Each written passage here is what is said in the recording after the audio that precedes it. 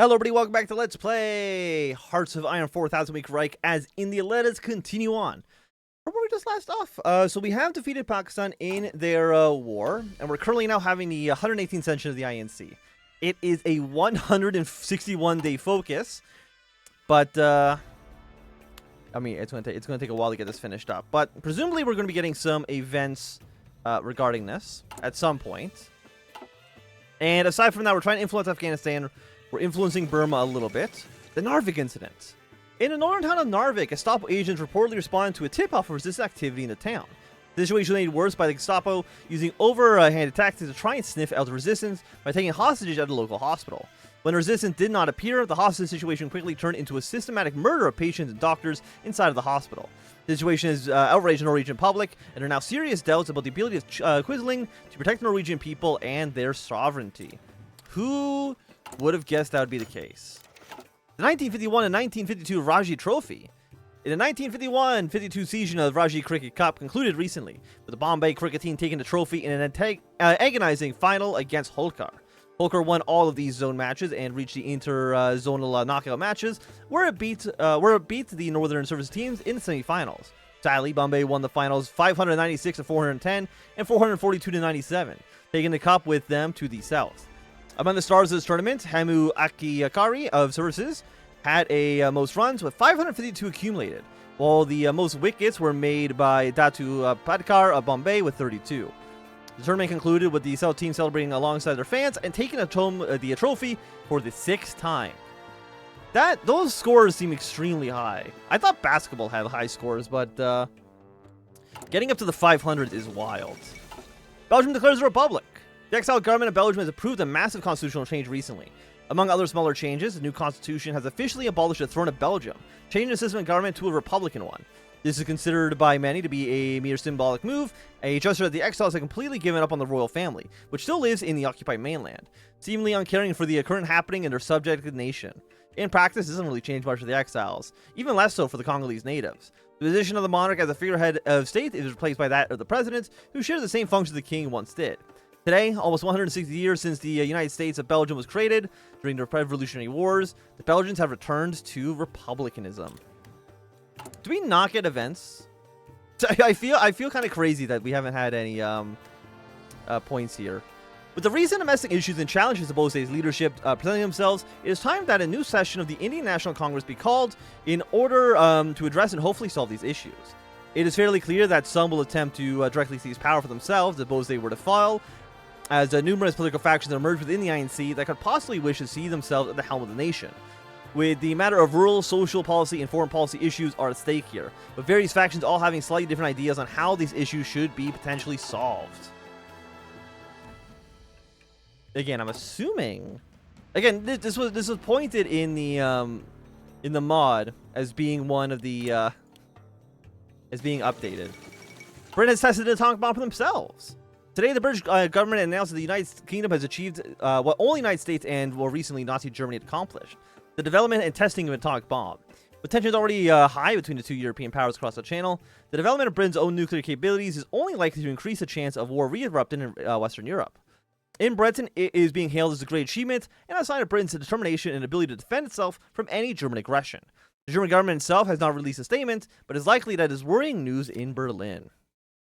Well, I'm not surprised that they're not too happy about that. Influence Cambodia. Again, it's so garbage.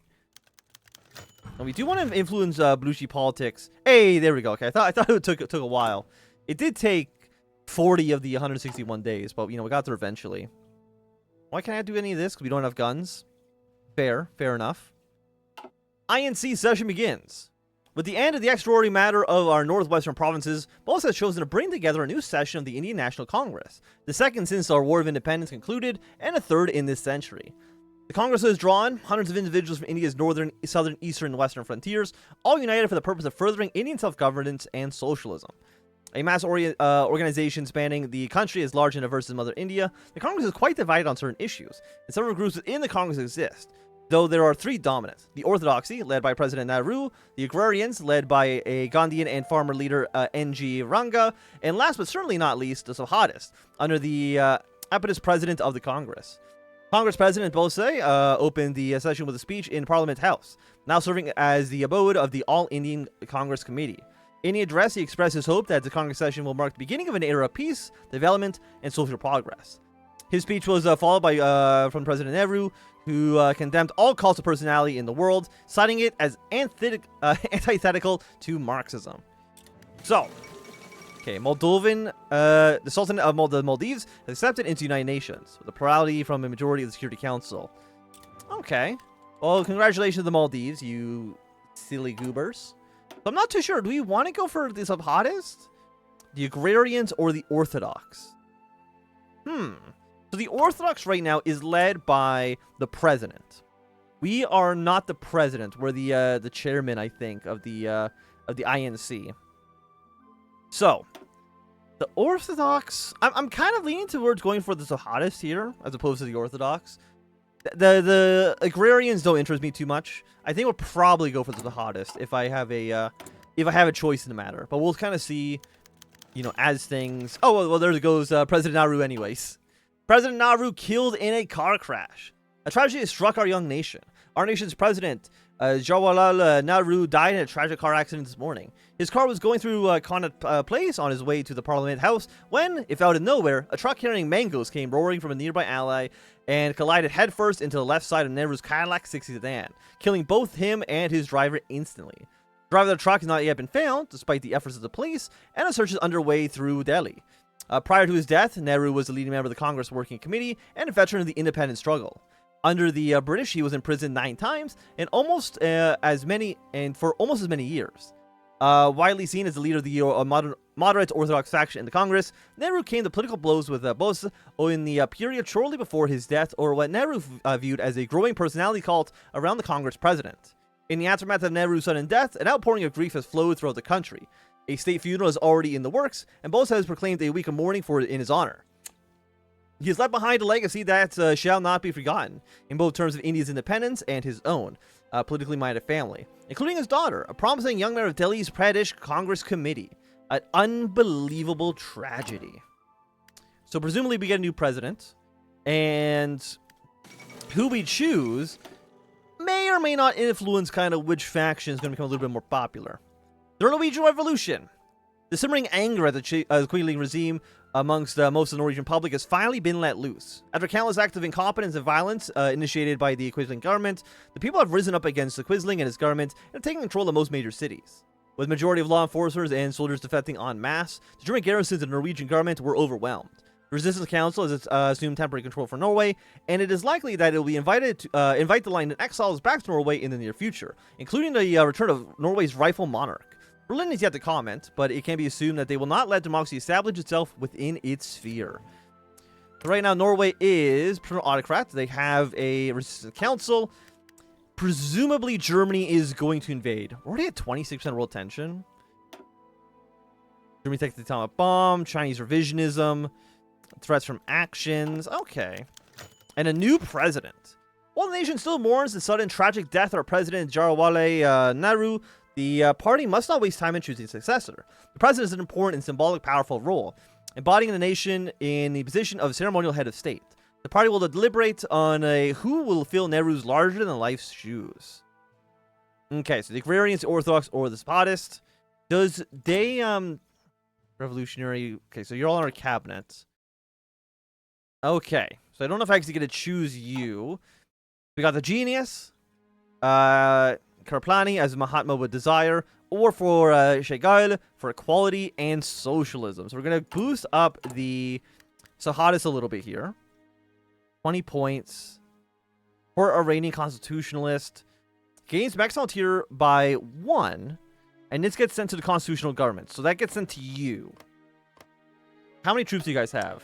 7 to 19, 7 to 19. You know what? Sure. Cost 30 points. Yeah, why not? Let's send volunteers here. So we can send 2 troops. Let's send in, I think, just 2 basic infantry. It is Iran. It's going to be extremely mountainous. I do not want to send tanks in. And presumably, yeah, the National Unity Government is backed by the Nazis, so we do not want to help them out. Mongolia has officially rejoined China. After rounds of negotiations, the Mongolian government and the Chinese government have finalized the terms of reunification, which were then put into effect following the approval of the Chinese National Assembly. While Mongolia was conquered by the Republic of China Armed Forces in 1949, the territory remained under military occupation, pending a permanent resolution, which was the duty of the political committee.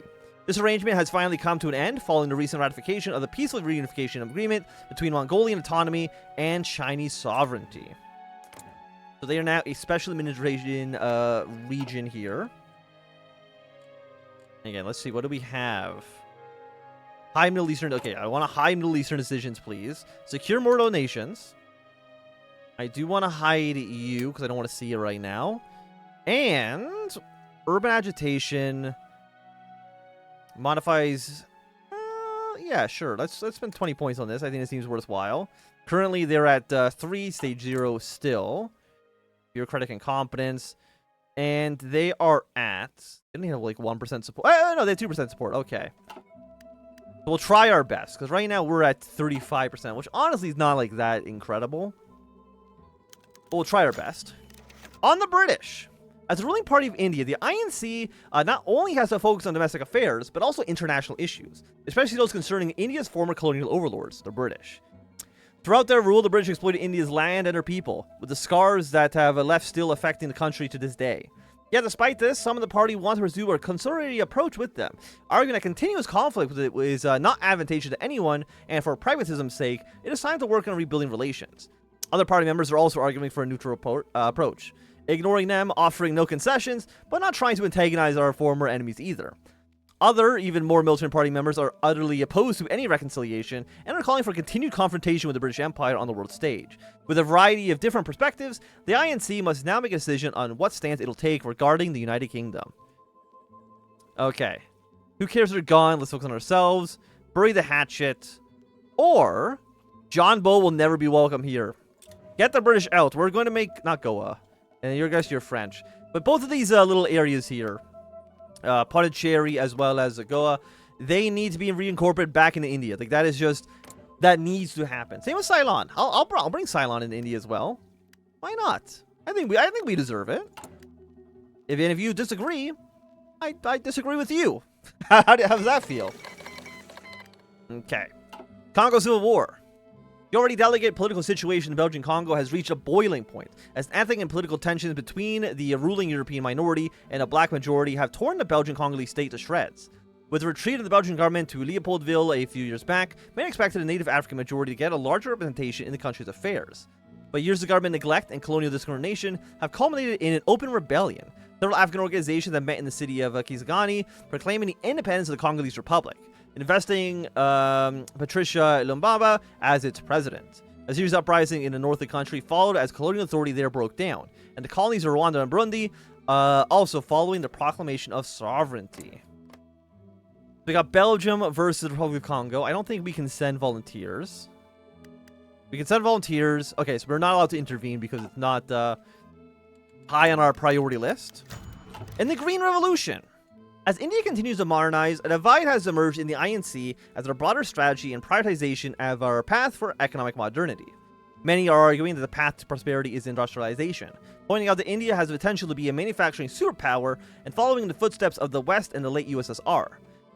This would allow India to develop close relations with both the United States and other wealthier countries, while also giving new job opportunities to our people. However, critics of this have pointed out that not only could this have a negative environmental consequences, but would also lead to the neglecting of India's majority agricultural population. These people instead advocate for a more farmer-oriented approach, where the government would seek to develop with a more agrarian focus in mind, focusing primarily on increasing agricultural productivity. Between these two positions, others disagree with focusing primarily on either industrialization or agrarianism, asserting that India would be better off with a balance between the two, as to not unbalance the economy and rely on either too much. This would give India more flexibility should a crisis emerge, but also balancing traditional and modernity as a result. No, you'll be the workshop of the world. I'll become an industrial supergiant. I'll be the strongest country that's ever been a country. No one can beat the Indian spirit here. Germany condemns Norway. Germany has harshly condemned the Norwegian Revolution as what it calls an illegitimate British and American-backed coup. It has warned of potential consequences for this and said it reserves the right to take diplomatic and military action against what it calls an illegal seizure of power from the Quisling government. Well, are they actually going to do anything, though? I guess we'll have to kind of wait and see. We have 2 divisions. I do notice that the constitutional government has lost a lot of land. You know, actually, let's pull you up by 1 here. We will not be in Benarabas. We want to see if we can take this port, get our way up to Kyrgyzstan, and then maybe like swing around to Tehran. But it's not going to be easy. In such a massive and diverse country as India, several opposition parties and groups have emerged since independence, each taking different ideas for India or simply trying to build regional power. While the INC still remains dominant, these parties pose an issue for the party, as it must contend with them one way or another. While the INC's dominant position gives it a theoretical power to crush these opportunists or oppositionists, many argue that this would be a trailer of democratic principles, even if it would bring benefits for the nation, which potentially more political stability. On the other hand, the INC could extend an arm to these opposition parties, seeing them as allies that would help secure India's young democracy. While the INC may not fully agree with what these parties stand for, it would go without saying that there is some common ground between the two. But like all other issues, the INC has a third option: to simply ignore it and let the opposition foster. If the INC pursues this plan, it will not work directly with the oppositionists, but allow it to operate and compete in elections, welcoming them as a part of the democratic system. Nonetheless, decision must now be made to determine the future of Indian politics. Well, I think the so-called oppositionists are British to the bone. They are un-Indian. So we want you to move here and then go to Shiraz. We can actually instead of going to Shiraz, go here and then go to here to get an encirclement on these 3 divisions.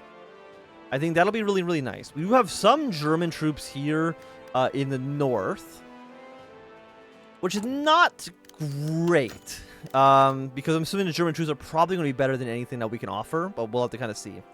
Word and deed. Next issue on the agenda is the direction of language policy.